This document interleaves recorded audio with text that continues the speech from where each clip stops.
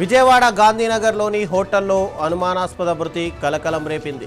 5 రోజుల క్రితం ముగ్గురు స్నేహితులు హోటల్లో రూమ్ తీసుకున్నారు. రూమ్ నుంచి దుర్వాసన రావడంతో హోటల్ సిబ్బంది తలుపు తెరిచి చూడగా మృతదేహం కనిపించింది. మృతుడిని సత్యనారాయణపురానికి చెందిన సిద్ధు అని పోలీసులు గుర్తించారు.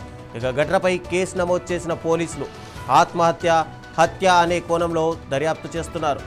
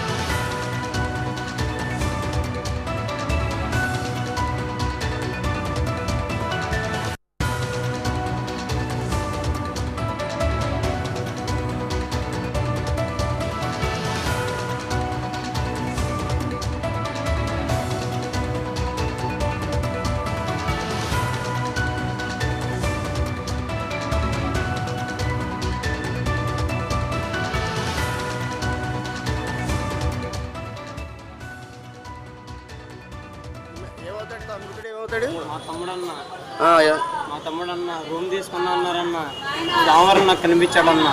మంగళవారం ఫోన్ ఇలా కనిపించకుండా పోయాడన్న.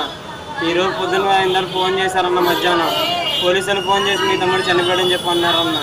సిద్ధు అంటే మీ తమ్ముడని అన్నారన్న. శ్రీధర్ అంటే నువ్వేనా అన్నారన్న. అవునన్నా అన్న. ఇక్కడికి వచ్చేసరికి మా తమ్ముడు అలా ఉన్నాడన్న. ఎంతమంది రూమ్ తీసుకున్నారు? ముగ్గురు రూమ్ తీసుకున్నారన్న. అసలు ఏం జరిగింది అనుకున్నారు? సూసైడ్ ఆత్మహత్య చేసుకున్నాడా లేదంటే ఎవరైనా? మాకు కూడా పూర్తిగా అయ్యేదో. ముగ్గురు కలిసి రూమ్ తీసుకున్నారా? ముగ్గురు కలిసి రూమ్ తీసుకున్నారన్న. మా తమ్ముడు నలుగురన్న. ఎవరి మీద అనుమానం ఉందా?